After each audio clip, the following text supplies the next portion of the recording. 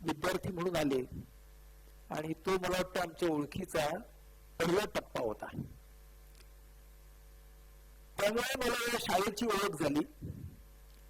मग आपल्या लातूर वेध मध्ये गेली 8 वर्ष ही शाळा सर्व बाजूने सहभागी व्हायला लागली, म्हणून ती शाळा मला जवळची वाटायला लागली. त्यानंतर आपल्या IPH संस्थेची काही शिबिरं घेण्यामध्ये शाळेने खूप चांगला असा पुढाकार घेतला. त्यामुळे शाळेचे बंध हे अधिक दृढ झाले. मी आलो ज्या वेळेला शाळेला भेट द्यायला, तेव्हा सगळ्या मुलांशी बोलून त्यांच्यासोबत गाणी म्हणून अजूनच आमची मैत्री छान झाली. काही काळापूर्वी या सगळ्या शिक्षकांच्यासाठी मी शिबिरं घेतली, त्यामुळे सगळे शिक्षक मित्र झाली. अशा आमच्या मैत्रीच्या पायऱ्या पार होत गेल्या. त्यामध्येच बहुरंगी बहर हा जो आपला एक बहुरंगी बुद्धिमत्ता असलेल्या मुलांचा प्रकल्प आहे, त्यामध्ये गेली 4 वर्ष सातत्याने आपल्या शाळेचा खूप चांगला सहभाग राहिलेला आहे. त्यामुळे या शाळेच्या विद्यार्थ्यांसोबतची मैत्री वाढली. अशा शाळा, असे शिक्षक हा जो कार्यक्रम IPH संस्थेने आणि पुणे वेधने आयोजित केला होता, जो तुम्ही YouTube चॅनलवरती पाहू शकता, आपल्या शाळेचा तो कार्यक्रम आहे. त्यामुळे शाळेची पुन्हा एकदा ओळख झाली आणि मग या शाळेच्या परिवारातला राहिलेला घटक म्हणजे तुम्ही पालक मंडळी होतात. त्यामुळे या निमित्ताने तुमच्या पालकांबरोबर मैत्री करण्याचा योग येतोय, हे मला फार छान वाटतं. तेव्हा आज मी असं म्हणेन की या निमित्ताने शाळेशी असलेलं माझं नातं पूर्ण होत आहे, म्हणजे विद्यार्थी, शिक्षक आणि पालक. ही जी कल्पना आहे त्याचा नरहरे सरांनी उल्लेख केला की आपल्याला जेव्हा शाळेची इमारत आपण बांधतो, आज सकाळीच आम्ही भूमिपूजन केलं, त्यावेळेला आपण त्याच्यासाठी फंड रेझिंग, निधी उभारण्याचे प्रयोग करतो, त्यासाठी करमणुकीचा कार्यक्रम करतो, त्यासाठी संगीताचे कार्यक्रम करतो.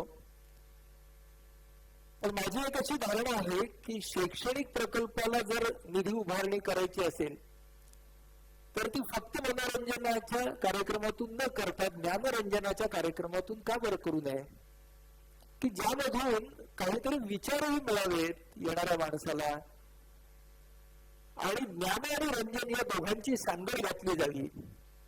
असं आपल्याला काही करता येईल का? ही कल्पना नरहरे सरांच्या आणि मॅडमच्या समोर मी मांडली. त्याला एक पूर्वपीठिका अशी होती की अशाच तऱ्हेची माझी एक शाळा, ज्या शाळेशी मी संबंधित आहे, ती आनंद निकेतन म्हणून नाशिकची शाळा आहे. त्या शाळेने जेव्हा त्यांची इमारत केली त्यावेळेला नेमका हाच कार्यक्रम असाच 5 तास मी नाशिकच्या कालिदास सभागृहामध्ये केला होता आणि त्याच्यातून आम्हाला काही लक्ष रुपये उभे करता आले. तर अशा तऱ्हेचाच कार्यक्रम आपल्या शाळेसाठी का करू नये आणि त्याच्यातून आपण आपल्या नवीन इमारतीसाठी का फंड रेझिंग करू नये, या कल्पनेमधून हा कार्यक्रम आज इथे आयोजित होतोय. ही या दान यज्ञाची सुरुवात आहे. आज तुम्ही ज्या देणगी इकडे छोटी दिलेली आहे ती तुमच्याकडून देणगीची सुरुवात मानावी, कारण यज्ञ जो असतो त्याला सतत समिध्या लागतात. आणि आज सकाळीच परिसरामध्ये, जिथे शाळेचा नवीन परिसर पुढच्या काही वर्षामध्ये होणार आहे, त्या परिसराला आम्ही सगळ्यांनी भेट दिली. सगळे शिक्षक होते, शाळेचे हितचिंतक होते, पालक होते आणि तिथे फार छान कार्यक्रम झाला. आम्ही बालतरू जो आहे तो बालतरू त्याचं रोपण केलं. तर बालतरू हा शब्द मला आनंदवनामध्ये बाबा आमटेंनी शिकवला आणि मला रोप याच्यापेक्षा बालतरू हा शब्द फार छान आवडतो. तिकडे बालतरूची पालखी काढायची. तर आम्ही तो बालतरू आज तिकडे लावला आणि त्यानंतर आपल्या संस्कृतीमध्ये भूमीचं पूजन का बरं करतात, त्याचं कारण असं की नंतर त्याच्यावरती आपण कुदळ मारतो, म्हणजे भूमीला आपण दुखवतो. पण त्या भूमीला आपण दुखवतो आहे ते निर्मितीसाठी दुखवतो. म्हणून जेव्हा आपण निर्मितीसाठी भूमीला दुखवणार आहोत तेव्हा भूमीची परवानगी घेणं फार आवश्यक असतं. म्हणून भूमीचं पूजन असतं. त्यामुळे भूमीच्या पूजनामध्ये हा एक महत्वाचा संस्कार आहे, एक महत्वाची भावना आहे. आणि जे आयुध असतं ज्याने आपण भूमीचा भंग करतो, त्या आयुधाची पण आपण पहिल्यांदा पूजा करतो. ती अशासाठी की त्या आयुध म्हणजे निर्मितीचं साधन आहे. आणि त्यामुळे जी निर्मिती होणार आहे त्यावरती एक चांगला असा वरदहस्त राहावा निसर्गाचा, या दृष्टीने आपण ते भूमिपूजन करत असतो. तो आज सकाळीच तो कार्यक्रम संपन्न झाला आणि त्याच्यानंतर आपण आज या रंगभावनांचे कार्यक्रमासाठी इथं जमतो. त्याला आपण आता सुरुवात करूया. या कार्यक्रमाचं शीर्षक आहे रंग भावनांचे. चला समजून घेऊ आपण आपल्याला. भावना या आपण हर क्षणाला अनुभवत असतो, पण त्या समजून घेत असतो असं नाही. म्हणजे जर तुम्हाला विचारलं की किती भावना आहेत, तर बरेच जण म्हणतात फक्त 4 भावना आहेत. ते इंग्रजी तशा आहेत, लक्षात राहायला सोपे आहेत. सॅड, बॅड, मॅड आणि ग्लॅड. म्हणजे कधी कधी मला सॅड वाटतं, कधी कधी आय फील व्हेरी बॅड, कधी कधी आय एम व्हेरी बॅड, भयंकर रागवलेला असतो, किंवा अदरवाईज आय एम ग्लॅड, म्हणजे मी आनंदी असतो. मॅड, बॅड, सॅड आणि ग्लॅड या 4 शब्दांमध्ये आपली भावनिक व्होकॅब्युलरी संपते. आणि खरं म्हणजे फक्त इंग्रजी भाषेतल्याच शब्दकोशामध्ये, डिक्शनरीमध्ये 1500हून जास्त शब्द आहेत भावनांच्या छटा दाखवणारे. 4 थी 1500हून जास्त शब्द आहेत, तर ती 1500हून जास्त भावछटा आहेत, पण ते आपल्याला माहिती नसतात. कारण आपण भावना अनुभवत जरी असलो तरी भावना कधी समजून उमजून घेतलेल्या आपण नसतात. आणि मग त्या भावनांचं काही शास्त्र आहे हे तर आपल्या गावालाही नसतं. त्यामुळे आज आपण या संपूर्ण 4 तासामध्ये काय शिकणार आहोत, तर या भावनांच्या शास्त्राबद्दल शिकणार आहोत. आणि म्हणजे तुम्ही मला म्हणाल की भावनांचं खरं शास्त्र असतं का हो, तर आपल्या मराठीतलेच मोठे कवी बासी मर्ढेकर ते आपल्याला सांगतात, भावनेला येऊ दे गा शास्त्र काट्याची कसोटी.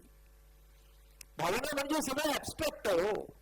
भावना म्हणजे काय फक्त कवितेमध्ये असतात तसं नाही आहे. तर भावनेच्या मागचं शास्त्र काय आहे, आणि मुख्य म्हणजे ते शास्त्र आपण आपल्या दैनंदिन जीवनामध्ये कसं काय अवलंबू, हे आपण आजच्या या संपूर्ण दिवसामध्ये शिकणार आहोत. आणि हा खूप रंजक प्रवास आहे. गमतीची गोष्ट म्हणजे ज्या आपल्या शाळेच्या विद्यार्थ्यांनी मगाशी आपल्या सगळ्यांना नियम सांगितले, त्या सगळ्या विद्यार्थ्यांनी माझ्याकडे जवळजवळ 250 चिठ्ठ्या पाठवल्यात, ज्या शाळेच्या शिक्षकांनी गोळा केल्या, की आजच्या या कार्यक्रमातून पालकांना मी काय सांगावं असं त्यांना वाटतंय. तर मी सर्व विद्यार्थ्यांना सांगतो की त्या 250 चिठ्ठ्या मी वाचल्यात, आणि माझ्या या आपल्या या सादरीकरणाचा जो शेवटचा भाग आहे तो त्यांच्या चिठ्ठ्यांवरती आधारित असं मी वेगळा तयार केलेला आहे, की जो मुलांना जे वाटतं पालकांपर्यंत पोहोचवावं ते आपण पालकांपर्यंत पोहोचवूया. आणि हेही आपल्या शाळेचं वैशिष्ट्य आहे की मुलांना काय वाटतं या कार्यक्रमातून, पालकांनी काय शिकावं, तो फीडबॅक मला आधी दिला आणि तो मी वाचला. आणि मुलं फार, म्हणजे बाहेरच्या अनेक शाळांमध्ये ना चलाख आणि चंट मुलं मी पाहिलेली आहेत, पण आपल्या शाळेमधली जी मुलं आहेत ती चलाख आहेत, पण त्यांना खोली सुद्धा आहे, त्यांना डेप्थ सुद्धा आहे. आपल्या शाळेतल्या मुलांचं खूप वैशिष्ट्य मला वाटतं. आणि ही मला तर बहुरंगी बहारसाठी तर ही सगळी मुलं मला भेटत असतात. आजच माझा छोटा तो मुलगा श्रीनिवास मला भेटला, आणि आत्ता मुलं भेटली, प्रज्योत भेटला. ही सगळी मुलं आता मी बहुरंगी बहार मध्ये आपल्या शाळेतली मुलं दरवर्षी मला भेटत असतात, तेव्हा त्या सगळ्यांचंही मी बाय डिफॉल्ट आनंद काका झालेलो आहे. तर अशा पद्धतीनं या मुलांनी दिलेला जो फीडबॅक आहे तुम्ही ह्याच्यामध्ये घेणार आहे, घेतलेला आहे ऑलरेडी. मुद्दा आज भावनांच्या महत्वाचं का आलंय, तर मानसशास्त्रामध्ये दोन कॉन्सेप्ट आहेत, दोन संकल्पना आहेत. पहिली आहे ती IQ बुद्ध्यांक आणि दुसरी आहे ती EQ म्हणजे भावनांक. ही शिक्षण क्षेत्रामध्ये आहे, मानसशास्त्रामध्ये आहे. आणि बऱ्याच वेळेला ना, अरे या माणसाचा ना EQ बरोबर नाहीये असं आपण म्हणतो. IQ फार छान आहे हो, पण EQ बरोबर नाहीये. पण EQ म्हणजे काय हे आपल्याला माहित नसतं. भावनांक म्हणजे काय. पण दुसरी गडबड अशी आहे की बुद्ध्यांक आहे ना, त्याच्यावरती तपासण्या आहेत, तो मोजता येतो, त्याला त्याच्यामध्ये अंक काढता येतात. भावनांक हा मुळातच अत्यंत गतिशील असल्यामुळे त्याला पकडायचा कसा, म्हणजे एक वेळ ब्लड शुगर लेवल वगैरे काढता येईल, पण भावनांकाची लेव्हल काढता येत नाही. मग तरी भावनांक महत्वाचा असेल तर तो आपण शिकून घेतला पाहिजे. हे आपलं आज महत्वाचं एक ध्येय असणार आहे. आणि मग तो भावनांक पालकत्वाच्या संदर्भात कसा वापरायचा ते आपण शिकणार आहोत. तर आता हे आपले गोल्स, आजच्या दिवसाची उद्दिष्ट आपण पक्की केली. आणि म्हणून EQ आपल्याला वाढवायचा आहे. म्हणजे आपण आज इथून जेव्हा सभागृहातून बाहेर पडू तेव्हा आपला EQ भावनांक हा थोडासा तरी वाढणं अपेक्षित आहे आणि नंतर ते टिकवणं पण अपेक्षित आहे. तर मग आपल्याला समजून घेऊ की हा EQ ही भानगड काय बरं आहे ते आपण शिकून घेणार आहोत. भावना म्हणजे नक्की काय रे भाऊ, असा जर आपण प्रश्न विचारला तर त्यातलं पहिलं वाक्य बघा की भावना हा एक बहुपदरी अनुभव आहे. It's a multi dimensional experience. आणि इमोशन हा शब्द त्याची फोड फार छान आहे. Energy in motion, emotion. याचा अर्थच असा की ती एक गतिमान अशी अवस्था आहे, तो एक डायनामिक असा अनुभव आहे. आणि भावना त्यांचा वर्णपट आहे. वर्णपट म्हणजे काय, स्पेक्ट्रम. स्पेक्ट्रम म्हणजे काय, तुम्ही आणि मी एका वेळेला एकच भावना अनुभवत नाही. तुम्ही आणि मी एका वेळेला खूप साऱ्या भावना अनुभवतो. त्यातली एक भावना असते, एखादी भावना असते जी तीव्र असते. आणि जी तीव्र असते त्या भावनेच्या मागे इतर अनेक भावना सुद्धा असू शकतात. त्याला आपण म्हणतो भावनेचा वर्णपट. म्हणजे एक साधी आपण कल्पना घेऊ. समजा आपण देशभक्ती नावाची भावना घेतली. तर देशभक्ती भावना आहे की नाही. आणि मी तुम्हाला सांगितलं की देशभक्ती या भावनेची निगडीत असलेली गाणी शोधा असं जर मी तुम्हाला सांगितलं तर बघा तुमच्या डोक्यामध्ये एक गाणं येईल, सागरा प्राण तळमळाला, ने मजसी ने परत मातृभूमीला. त्याच्यामध्ये पण देशभक्ती आहे. पण देशभक्तीच्या बरोबर इतर कुठल्या भावनांचा वर्णपट आहे बघा. तर विरहाची भावना आहे, एकटेपणाची भावना आहे, वियोग आहे, दुःख आहे म्हणजे सॅडनेस आहे. हो की नाही, मी काहीच करू शकत नाहीये माझ्या मातृभूमीसाठी अशी खंत पण आहे. म्हणजे किती साऱ्या भावना त्या वर्णपटामध्ये आहेत. पण मेरे देश की धरती असं समजा गाणं घ्या तर तुम्हाला काय दिसेल की त्याच्यामध्ये देशभक्ती हीच भावना आहे, पण त्याच्यामध्ये थोडं शौर्य आहे, थोडा आनंद आहे, नाही का, हा उत्साह आहे. म्हणजे देशभक्ती एकच भावना घेतलीत, मेरे वतन के लोक, देशभक्तीच भावना आहे. पण त्या देशभक्तीच्या भावनेच्या मध्ये खूप सारं दुःख पण आहे. म्हणजे आपल्याला एक भावना जरी असली तरी भावनांचा नेहमी वर्णपट असतो. म्हणून आपल्याला ना भावना अनुभवताना भावनिक भान असणं ही गोष्ट खूप गरजेची आहे. ते कसं मिळवायचं ते आपण पाहणार आहोत. पण हे भावनिक भान असेल त्याचं एक पहिलं आता जे उदाहरण दिलं त्याच्यावरून एक टिप तुम्हाला देतो. गाणं ऐकताना, कविता वाचताना नेहमी एक गोष्ट डोक्यात ठेवा, which is a given emotion and which is a hidden emotion. बाहेर आलेली भावना कुठली आहे आणि दडलेल्या भावना कुठल्या आहेत. जसं आता मी म्हणालो ना, ही सगळी गाणी जी मी तुम्हाला सांगितली त्यातली दिसणारी भावना देशभक्ती, पण दडलेली भावना किती सारे. पण ही जर आपण एक सवय लावली स्वतःला तर आपला EQ वाढायला सुरुवात झाली. बरं, भावनांचे शब्द लक्षात घेताना आपण शब्द एखादा वापरतो, शब्दाचा अर्थ नाही समजून घेत. सुख आणि दुःख किती साधे शब्द आहेत ना, आपण आतापर्यंत हजारो लाखो वेळा वापरले असते. पण सुख आणि दुःख या शब्दांचे अर्थ काय? तर बघा, ख म्हणजे आकाश, खग, खग म्हणजे पक्षी, जो आकाशात आहे तो पक्षी. मग आता सुख म्हणजे काय? तर ज्याच्या मनाचं आकाश विस्तारलेलं आहे, निरभ्र आहे, त्याला म्हणायचं सुख. आणि दु हा शब्द आपण कधी लावतो? दुर्बुद्धी, दुर्मुखलेला. दुःख याचा अर्थ ज्याच्या मनाच्या आकाशावरती मळब आलेले आहे, ज्याच्या मनाचं आकाश स्वच्छ नाही, ते दुःख. आता बघा, आपण सुख आणि दुःख हे शब्द हजार वेळा वापरलेले असतील, पण सुख म्हणजे काय आणि दुःख म्हणजे काय हे शब्द कसे आले, शब्द कसे आले याच्याकडे आपण कधीच बघत नाही. म्हणून एक खूप महत्वाची गोष्ट असते की भाषा आणि भावना या दोन्ही भ हा जो भाग आहे तो फार महत्वाचा आहे. घडणं, उद्भवणं. म्हणून भाषेकडे सुद्धा लक्ष दिलं की भावनेकडे आपोआप लक्ष जातं. हे आपण कधीच करत नाही. बघा, जाता जाता आपण टिप्स घेऊया की दडलेली भावना, पुढे आलेली भावना कोणती आहे ती बघा. भावनेचा शब्द वापरताना, आणि खूप इंटरेस्टिंग शब्द आहेत बरं का. एक सोपं उदाहरण घ्या. एक भावना आहे करुणा, कंपॅशन. दुसरी भावना आहे दया, पिटी. समान नाही आहेत. दया याचा अर्थ मला ना, कसे ते लोक ना कसे राहतात रे बाबा लोक, ती दया आहे. जिथं ना मी थोडासा वर आहे आणि वेदना ज्यांची आहे ते लोक खाली आहेत. करुणा ही कशी आहे बघा, ज्याच्यामध्ये मी आणि समोरचा हे दोन्ही एकाच पातळीवरती. म्हणून दया नावाच्या भावनेला कृतिशीलता कमी आहे. करुणा नावाच्या भावनेला प्रचंड करुणा आहे. करुणा नावाच्या भावनेतून बुद्ध निर्माण होऊ शकतो, बाबा आमटे निर्माण होऊ शकतात. आता हे आपण पाहिलेलं नसतं बघा, आपण शब्द वापरलेले असतात. आपण अनेक वेळा भावनांकडे आपण असं बघतच नाही की अरे ही दया, पिटी वेगळी, कंपॅशन, करुणा वेगळी.